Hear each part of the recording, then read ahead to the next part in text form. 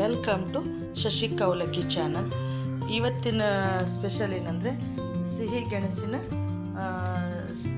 ಶಾವಿಗೆ. ಅದನ್ನೀಗ ತೊಳೆದಿಟ್ಕೊಂಡಿದ್ದೀವಿ. ಅದನ್ನೀಗ ಬೇಯಿಸ್ಕೊಳ್ಳೋಣ. ಮೊದಲಿಗೆ ಎಂತ ಮಾಡ್ತಿದ್ದೆ ಈಗ?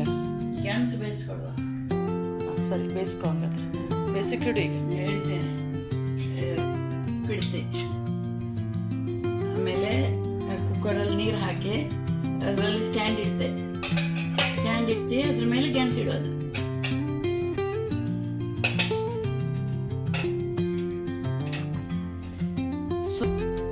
ಬೇಯಿಸುವಾಗ ಸ್ವಲ್ಪ ಉಪ್ಪು ಹಾಕುವ.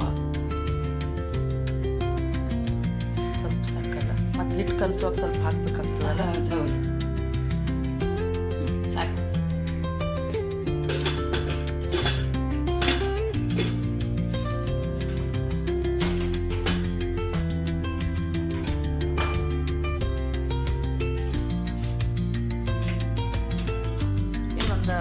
ಒಂದು 2 ವಿಸಿಲ್ ಬಂದ್ರೆ ಸಾಕೇನಲ್ಲ? ಹೌದು.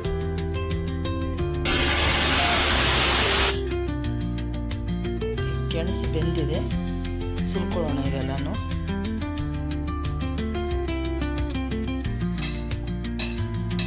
ಗೆಣಸು ಸುಲ್ಕೊಂಡು ಚೆನ್ನಾಗಿ ಸ್ಮ್ಯಾಶ್ ಮಾಡ್ಕೊಳ್ಬೇಕು. ಸ್ವಲ್ಪ ಅರಿಶಿನ ಹಿಟ್ಟು ಹಾಕ್ಕೊಳ್ಳೋಣ, ಸ್ವಲ್ಪ ಕಲರ್ನ ಸಲುವಾಗಿ. ಗೆಣಸು ಸ್ಮ್ಯಾಶ್ ಮಾಡಿದ್ದು 1.5 ಲೋಟ ಆಗಿದೆ.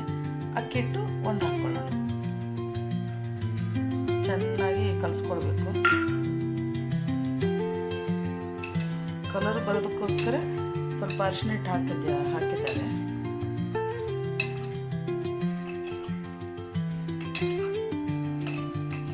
ಈ ಗೆಣಸು ನಾವು ತಿಂತಾ ಇರಬೇಕು. ಇದು ನಾವು ಗ್ಯಾಸು ವಾಯು ಅಂತೇಳಿ ತಿನ್ನೋದಿಲ್ಲ.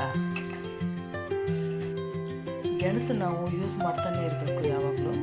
ಗೆಣಸು ಏನಂದರೆ ಆ್ಯಂಟಿ ಆಕ್ಸಿಡೆಂಟ್ ಇರೋದ್ರಿಂದ ಇದು ನಮ್ಮ ಕೂದಲಿನ ರಕ್ಷಣೆಗೆ ಮತ್ತು ನಮ್ಮ ಸ್ಕಿನ್ ರಕ್ಷಣೆಗೆ ತುಂಬ ಒಳ್ಳೆಯದು ಗೆಣಸು. ಮತ್ತು ಇದು ಮಲಬದ್ಧತೆಯನ್ನು ನಿವಾರಣೆ ಮಾಡ್ತದೆ. ನಮಗೆ ಇದು ತಿಂತಾ ಇದ್ದರೆ ಇದು ಏಜ್ ಆದಂಗೆ ಕಾಣಿಸೋದಿಲ್ಲ. ಮುಖದಲ್ಲೆಲ್ಲ ಗ್ಲೋನೆಸ್ ಇರುತ್ತೆ. ಸ್ವಲ್ಪ ಉಪ್ಪು ಹಾಕ್ಕೊಳ್ತಾ ಇದ್ದಾರೆ. ಇದನ್ನು ಚೆನ್ನಾಗಿ ನಾದ್ಕೊಳ್ಳೋಣ.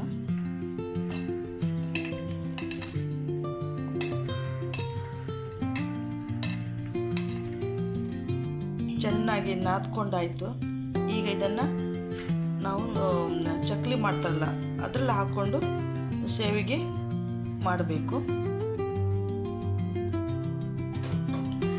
ಇದನ್ನು ನಾವೀಗ ಬಾಳೆಲೆಯಲ್ಲಿ ಹಾಕ್ಕೋಬೇಕು ಶಾವಿಗೆ ಮಾಡಿ. ಅದಕ್ಕೆ ಈ ಶಾವಿಗೆಯನ್ನು ಬಾಳೆಲೆಯನ್ನು ಸ್ವಲ್ಪ ಬಾಡಿಸ್ಕೊಳ್ಳೋಣ. ಈಗ ಬಾಡಿಸ್ಕೊಂಡು ಒಳ್ಳೆ ಒಂದು ಕವರ್ ಥರ ಮಾಡಿ ಅದರಲ್ಲಿ ಈ ಶಾವಿಗೆಯನ್ನು ಮಾಡಿ ಹಾಕಿ ಇಡ್ಲಿ ಥರ ಬೇಯಿಸಬೇಕು. ಬಾಳೆಲೆ ಬಾಡಿಸ್ಕೊಂಡಾಗಿದೆ. ಇದಕ್ಕೆ ಕವರ್ ಥರ ಮಾಡ್ಕೊಳ್ಳೋಣ. 4 ಕಡೆಯಲ್ಲೂ ಕಟ್ ಮಾಡ್ಕೊಳ್ಳೋಣ. ಈಗ ಸ್ವಲ್ಪ ಸ್ವಲ್ಪ ಕಟ್ ಮಾಡ್ಕೋಬೇಕು.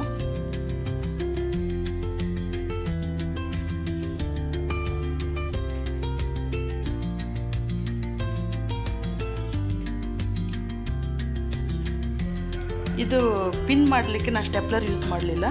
ಇದು ತೆಂಗಿನ ಗರಿ ಕಡ್ಡಿ ಇರ್ತದಲ್ಲ, ಅಂದರೆ ನಮ್ಮ ನಾಡ ಭಾಷೆಯಲ್ಲಿ ಹಿಡಿಕಡ್ಡಿ ಅಂತ ಹೇಳ್ತಾರೆ. ಅದನ್ನು ಚಿಕ್ಕ ಚಿಕ್ಕ ಪೀಸಾಗಿ ಕಟ್ ಮಾಡ್ಕೊಂಡಿದ್ದಾರೆ.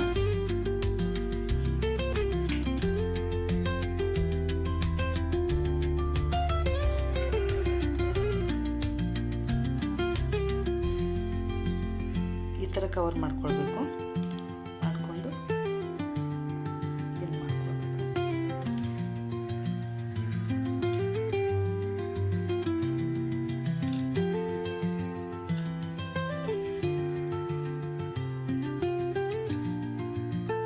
ನಾಲ್ಕು ಕಡೆಯಲ್ಲೂ ಪಿನ್ ಮಾಡ್ಕೊಳ್ಬೇಕು.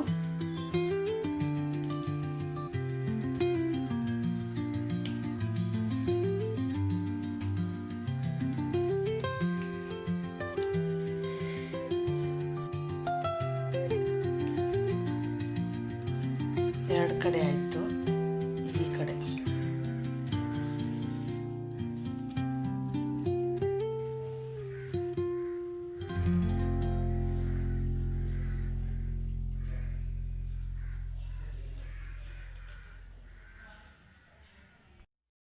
ಈ ಬಾಳೆ ಎಲೆ ದೊನ್ನೆ ರೆಡಿಯಾಗಿದೆ. ಈಗ ಇದರಲ್ಲೀಗ ಶಾವಿಗೆ ಹಾಕ್ಕೊಳ್ಳೋಣ.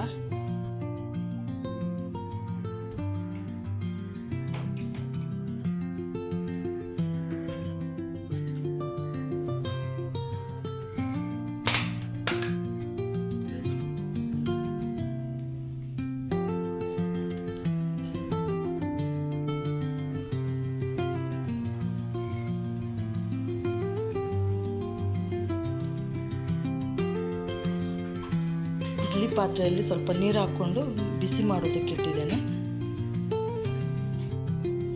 ಇದನ್ನೆಲ್ಲ ಬೇಯಿಸೋದಕ್ಕೆ ಇಡೋಣ.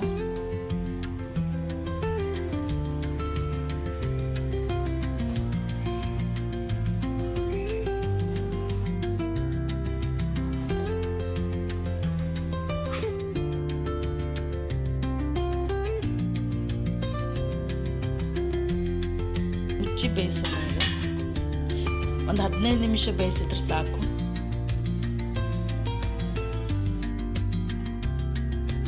ಶಾವಿಗೆ ಬೇಯ್ತಾ ಇದೆ. ಅದ್ರ ಮಧ್ಯೆ ಈಗ ನಾವು ಸ್ವಲ್ಪ ತೆಂಗಿನಕಾಯಿನ ಹಾಲು ಮಾಡ್ಕೊಳ್ಳೋಣ. ತೆಂಗಿನಕಾಯಿ ಹಾಕ್ಕೊಳ್ಳೋಣ.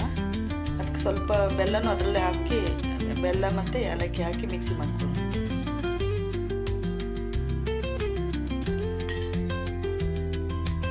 ಈ ತೆಂಗಿನಕಾಯಿ ಹಾಲಿಗೆ ಬೆಲ್ಲನೇ ಟೇಸ್ಟ್ ಕೊಡೋದು, ಸಕ್ಕರೆ ಹಾಕಬಾರ್ದು. ಹಾಲಿಗಾದರೆ ಸಕ್ಕರೆ ಹಾಕ್ಬೋದು, ಬೆಲ್ಲ ಹಾಕೋ. ಕಾಯಿ ಹಾಲು ರೆಡಿ ಆಯ್ತು.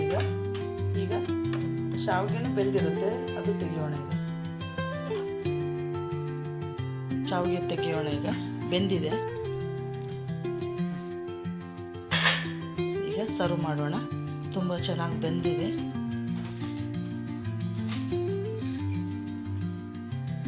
ಅಮ್ಮ ಸರ್ವ್ ಮಾಡ್ತಾ ಇದ್ದಾರೆ. ಶಾವಿಗೆ ಚೆನ್ನಾಗಿ ಬಂದಿದೆ.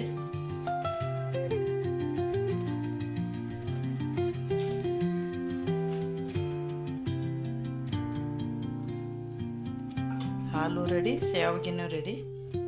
ನೀವು ಮನೇಲಿ ಮಾಡಿ ಹೇಳಿ ನನಗೆ.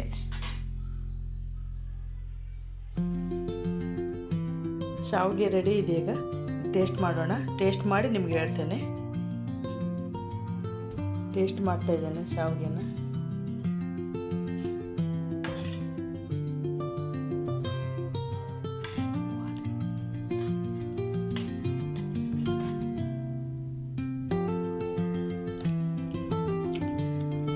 ತುಂಬ ಚೆನ್ನಾಗಿ ಬಂದಿದೆ.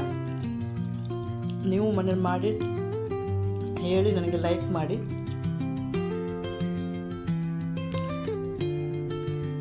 ತುಂಬ ಟೇಸ್ಟ್ ಇದೆ. ನೀವು ಕೂಡ ಮನೇಲಿ ಮಾಡಿ ಹೆಂಗಾಗಿದೆ ಅಂತ ಹೇಳಿ ನನಗೆ ಕಮೆಂಟ್ ಬಾಕ್ಸಲ್ಲಿ ತಿಳಿಸಿ. ಮತ್ತು ನನ್ನ ಚಾನಲ್ಗೆ ಲೈಕ್ ಮಾಡಿ ಮತ್ತು ನಿಮ್ಮ ಫ್ರೆಂಡ್ಸಿಗೆ ಶೇರ್ ಮಾಡಿ. ವಂದನೆಗಳು.